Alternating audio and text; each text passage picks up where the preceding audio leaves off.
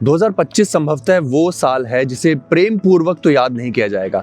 खासकर क्रिप्टो प्रेमी तो 2025 को भुला देना चाहेंगे कि हम 2026 में जल्दी से एंटर करें और 2026 में एंटर करने के बाद हमें जो है थोड़ा सा रिस्पाइट मिले, कुछ नई तरंग मिले, नई उमंग मिले। यहाँ पर दोस्तों मैं 5 वो चीज़ें शेयर करना चाहूँगा जो मैंने 2025 में सीखी।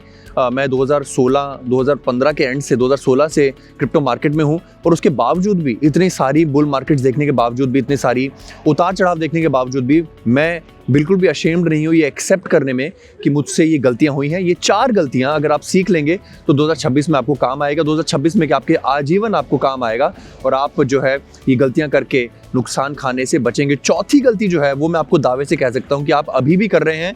अगर आप नहीं कर रहे होंगे तो मुझे बताना, बट आई एम श्योर 99% लोग इस चौथी गलती से ग्रसित हैं। पहली गलती बात करते हैं, उससे पहले guys, nothing in this video is financial advice. ये वीडियो सिर्फ एजुकेशन पर्पस से है। मैं एक रजिस्टर्ड फाइनेंशियल एडवाइजर नहीं हूं, तो इसलिए मैं आपको फाइनेंशियल एडवाइस नहीं दे सकता चाहकर भी। अगर आप मुझसे बात करना चाहते हैं, मुझसे जुड़ना चाहते हैं तो मुझे पेट्रियन के माध्यम से जुड़िए। हम व्हाट्सएप पर ग्रुप बनाकर या व्हाट्सएप पर इंडिविजुअल कॉन्वर्सेशन करके गोल्ड मेंबर्स का हाथ पकड़कर जो है उनकी मदद करने की कोशिश करते हैं। पहली गलती जो है दोस्तों वो फेड को गलत तरीके से समझ रहा है। आई नो काफ़ी लोगों में बहुत रोष है कि यार 2024 में सितंबर से लेकर दिसंबर तक फेड ने 3 रेट कट किए थे और बिटकॉइन ने अच्छा परफॉर्म किया था। वहीं अगर सितंबर 2025 से दिसंबर 2025 की बात करें तो वहां पर भी फेड ने 3 रेट कट किए थे। उसके बावजूद भी जो बाजार में उछाल नहीं देखने को मिला। तो जरूरी नहीं है कि 2025-2024 में 3 रेट कट होने से बाजार ऊपर जाए। हमने रेट कट के लॉजिक को सही समझा। हमने एक चीज को गलत कर दिया कि रेट कट उम्मीद के समय पर आना बहुत जरूरी है। तो यहाँ पर क्या हुआ, सितंबर से लेकर दिसंबर 2025 में 3 रेट कट हुए तो सही, बट डोनाल्ड ट्रंप के प्रेसिडेंट बनने के बाद मार्केट को बहुत उम्मीदें थी कि वो फेड को इन्फ्लुएंस कर पाएंगे तेजी से रेट कट करने में। बाजार को शुरू में उम्मीदें थी जनवरी 2025, मार्च 2025, जून 2025 से रेट कट शुरू होने की, बट यहाँ पर पॉवेल जीत गए। हमने पॉवेल को अंडर एस्टिमेट किया और यहाँ पर रेट कट जो शुरू हुए सितंबर 2025 में। तो इट वॉज टू लेट। जो ट्रंप कहा करते थे कि he is too late Powell is not good for economy, वो एक तरह से सही साबित हुआ, क्योंकि पॉवेल ने जो रेट कट करने में देरी की उसका खामियाजा क्रिप्टो बाजार को, उसका खामियाजा स्टॉक मार्केट को कहीं ना कहीं देना पड़ा। अदरवाइज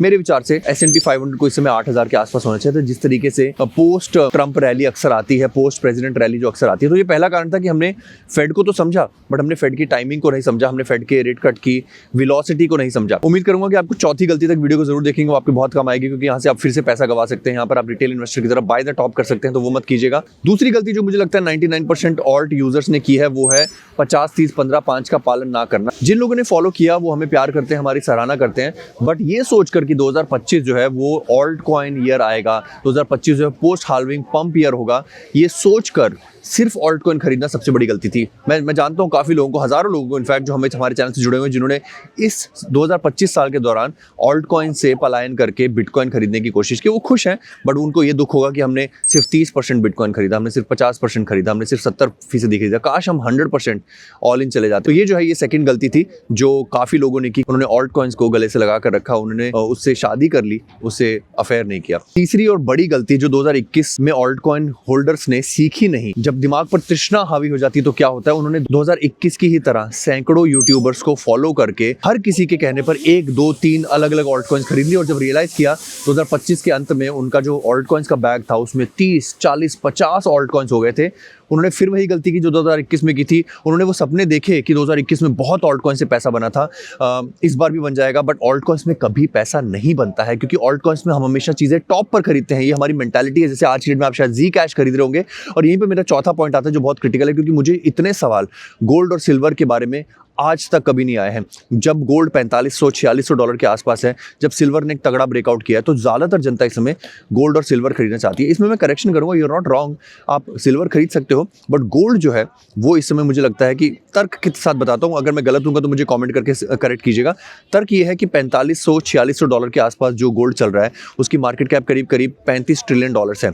अगर इसमें 10% भी मुनाफा आता है तो गोल्ड की जो मार्केट कैप है वो करीब 40 ट्रिलियन हो जाएगी, यानी कि उसमें बिटकॉइन के 2 गुना के मुकाबले मार्केट कैप ऐड होनी होगी। इतनी बड़ी एसेट को इतना मूव करने में थोड़ा सा मशक्कत लगती है। मैं ये नहीं कह रहा हूँ कि गोल्ड 10% मूव नहीं कर सकता है या 20% मूव नहीं कर सकता, बट मैं आपसे पूछना चाहूंगा कि आप 10 या 20% मुनाफे के लिए कोई चीज़ को होल्ड करना चाहते हो, अगर आप ट्रेडिंग करना चाहते हो, ट्रेडर हो, तो वो अलग बात है, फिर उसके लिए तो आप XAU के ऊपर ट्रेडिंग करो। बट अगर आप गोल्ड को बिटकॉइन की तरह, ऑल्ट कॉइन्स की तरह, क्रिप्टो की तरह अपने पोर्टफोलियो में लेकर इसमें मुनाफा बनाना चाहते हो, पैसा डबल करना चाहते हो, वो डबल पैसा नहीं होगा, ये कहना चाहता हूँ। सिल्वर के बारे में मैं अपने गोल्ड मेंबर्स को भी लगातार राय देता आ रहा हूँ, हालांकि मैं आपको एक्जैक्ट लेवल यहाँ पर नहीं बता सकता हूँ। This is not a financial advice, I am not a registered financial adviser.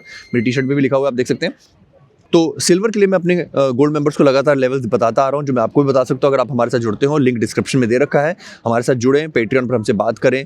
बाकी अपना ख्याल रखें, घूमें फिरें, ऐश करें। मैं आपको लगातार इस बात के लिए प्रेरित करता आ रहा हूँ कि अपनी फैमिली के साथ, अपने बच्चों के साथ, अपने बड़े बुजुर्गों के साथ उन सभी जगहों पर जाएँ जहाँ पर वो जानना चाहते थे। मेरी बकेट लिस्ट थी, मेरी माता जी की बकेट लिस्ट थी, मेरे पिताजी की बकेट लिस्ट थी कि वो ये सब शहर देखना चाहते थे। अगर आप इस तरह की और वीडियोज़ में इच्छुक हैं, इंटरेस्टेड है, तो हम ब्लॉग भी शुरू कर सकते हैं, क्योंकि मैंने बहुत सारा कंटेंट बनाया है कि हम शॉपिंग कैसे करते हैं, शॉपिंग में किस तरह से पैसे बचाते हैं। क्योंकि ऐसा देखकर लगना कि यार कि रोहित इतनी महंगे महंगे वेकेशंस करता है तो यानी कि बहुत पैसा उड़ाते होंगे, नहीं, पैसा बचाना पैसा बनाने से कहीं ज़्यादा ज़रूरी है। तो इसलिए मैं आपको याद दिला देना चाहूँगा कि ये सब चीज़ें, ये सब खर्चे, ये सब घूमना फिरना सिर्फ उन बेसिक प्रिंसिपल्स के कारण हो पाए हैं, जो मैं अगली वीडियो में कवर कर सकता हूँ। अगर आप कॉमेंट करके लिखेंगे हाउ टू, यानी कि अगली वीडियो होगी how to have a lavish vacation without burning your fingers. आशा करूँगा वीडियो आपको पसंद आई हो। अपना ख्याल करें, अपने माता पिता का ख्याल रखें। धन्यवाद, जय हिंद।